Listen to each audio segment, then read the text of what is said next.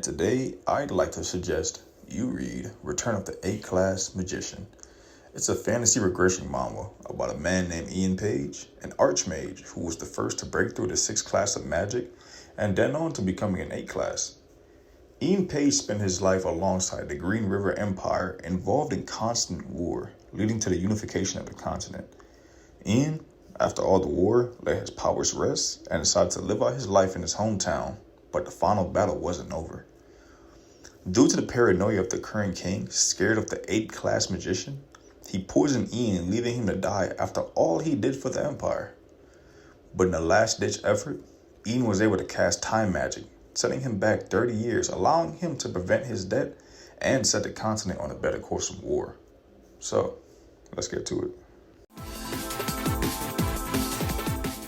The Return of the 8th Class Magician original novel was created by Ryu Song, consisting of 342 chapters, and the adaptation into a webtoon was created and illustrated by Tess, consisting of 81 chapters.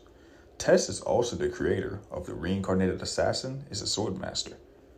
It's a fantasy medieval-styled manhwa with good art, nice character design, and some world building. But the focus of the story is Ian Paige and his actions to ensure history doesn't repeat and he isn't betrayed a second time.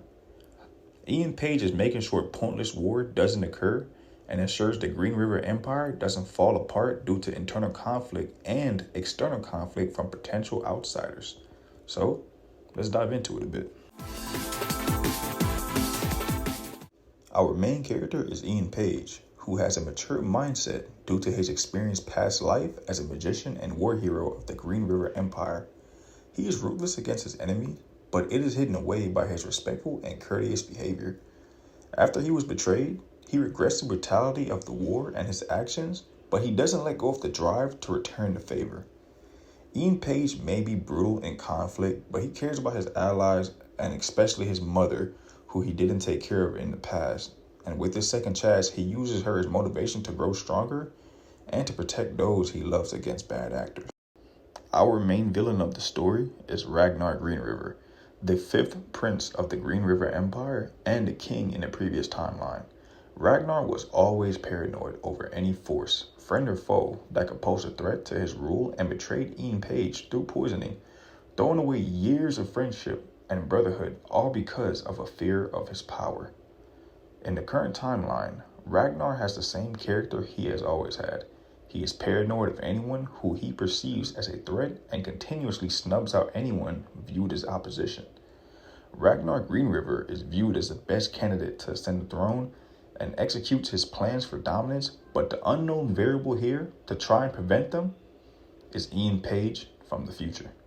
But even with his future knowledge, there looms a dark force even worse than Ragnar, who we learn of as the story progresses. This story develops through the eyes of Ian Paige as the sole main character of the story and his plan to prevent the events of the future and stop Ragnar Greenriver from acquiring vast power and resources.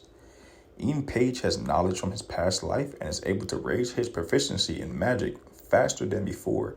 But like anyone else, given another second life, he's able to gain new knowledge, and we see how the strongest magician becomes even stronger against insurmountable odds. We get to see Ian Paige develop his relationships with family and friends and see him accomplish his goals like a wolf in sheep's clothing. The world develops through the political struggle between the factions backing the princes, with Ragnar Greenriver being the center of attention. I think this story and the characters work well in the setting provided, and you can understand the motives of Ian Paige and learn about his regrets as a war hero and how he atones for it. Ian doesn't seek to be king. He doesn't want to control anyone. He wants the world to come into peace and will do what he has to unite the continent without useless ideals that lead to strife and violence. The story is only 81 chapters, which is relatively short compared to most. And while I think it could have been much longer and fleshed out with the powers and history revealed at the end, it does what most others don't and actually gives a good ending without dragging on forever or going so long it gets dropped. It's worth the read, and with 81 chapters, it isn't a serious commitment if you're limited on time to read. I I want to thank you all for listening, and I hope you enjoyed reading this one as much as I have. If you have any suggestions yourself, please put them in the comments, and I'll give them a read if I haven't already. Thank you once again, and safe travels.